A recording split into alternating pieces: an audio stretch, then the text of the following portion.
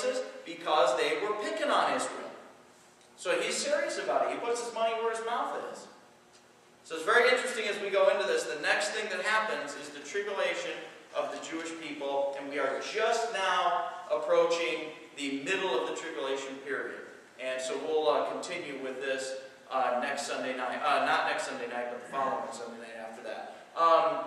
Any questions on this stuff? We'll give a little bit of time for discussion. We got about 5 minutes. I'm going to go with Carrie. Go ahead.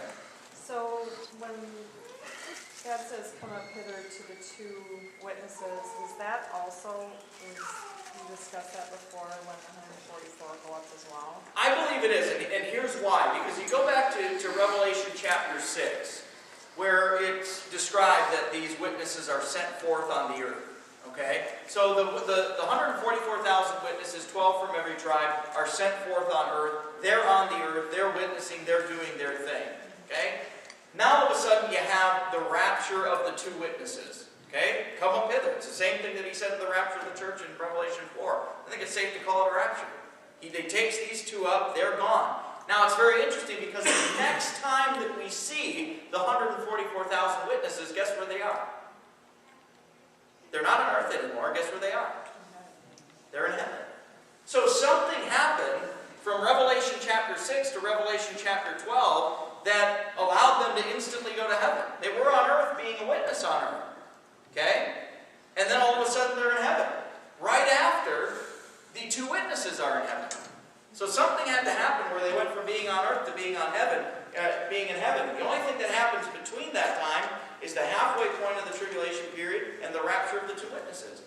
But I think it's very likely that this, again, is the rapture, going back to Matthew chapter 24, verses 30 and 31. That is a rapture that happens in the middle of the tribulation period, not a rapture of the church, because it says he'll gather of the 12 tribes, the elect from the 12 tribes. Okay? And those angels go forth to gather them. Well, in 1 Thessalonians chapter 4, we don't have any angels gathering us. We all meet the Lord in the air together. So there clearly is another rapture happening in the middle of the tribulation period, according to Matthew chapter 24. And I've said this 1,000 times before, and I really do mean this. At least the mid-trib rapture, those who believe in a mid-tribulation rapture, at least they're being intellectually honest when they read Matthew 24. Most fundamentalists read Matthew chapter 24, pre-tribulation fundamentalists read Matthew 24, and they try to put that rapture in Matthew 24 at the beginning of the tribulation period, when clearly it's laid out in Matthew 24 in the middle of the tribulation period. I'm saying at least they're being intellectually honest. The mid-trib guys. I don't agree with them, but at least they're being honest when they read Matthew 24. Trenton had his hand up next. Comment and then a question. I think it's interesting the past 5 years or so, even longer, you can probably go back longer than that, how I think in some ways God's using these Hollywood celebrity people. Some of these movies have been coming out the past few years now. Mm-hmm. It's interesting just to see what the movies are based about. Some of them, they're based on maybe some biblical wars or something like that, or even just, like the Transformers movies that are out and about. With evil coming in and taking place, this other stuff, and just all how, like the day after tomorrow, just all these movies that are coming out that are getting people to kind of think, I wonder what this has to do with. People I think are somewhat awake to the end of the world to an extent. Yeah. But when it comes down to what the Bible talks about, they won't open their eyes to that because it convicts them. Yeah. And then also, I think these elections next year, I've heard some guys talking about like the elections coming up next year. I think that's going to play a huge role into the setting up of all this. Because when you look at where our economy is going right now, and if, let's just say, Obama gets reelected, we'll pretty much be full swing a socialist nation. Okay? I mean, that's my opinion anyways.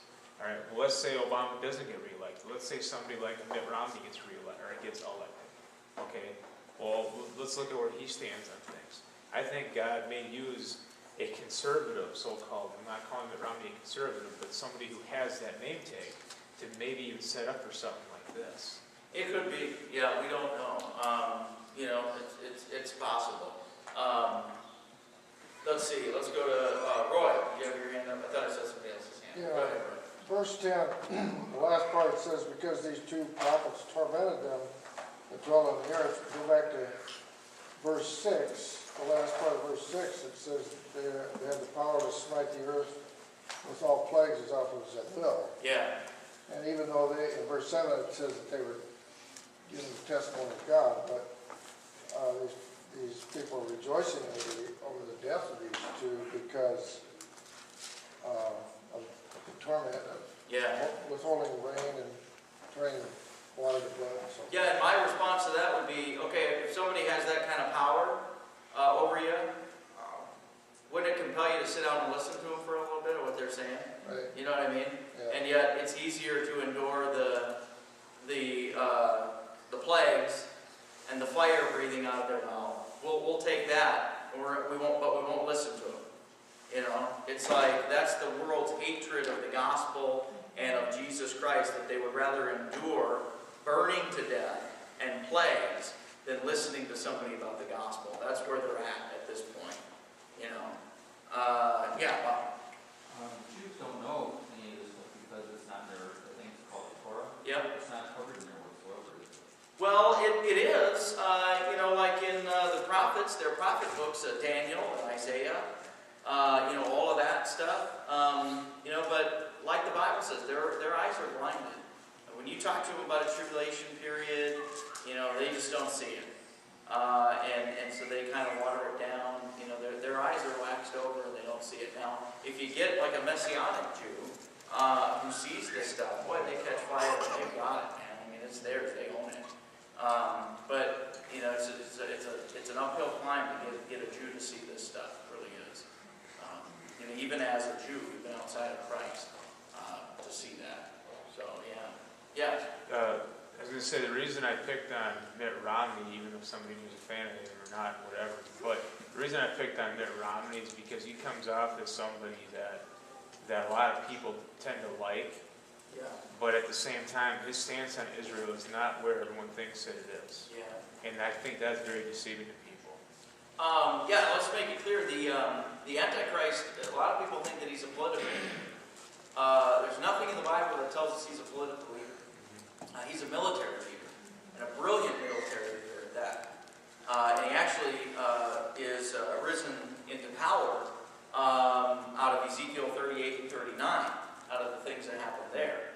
And then also his victory against Egypt and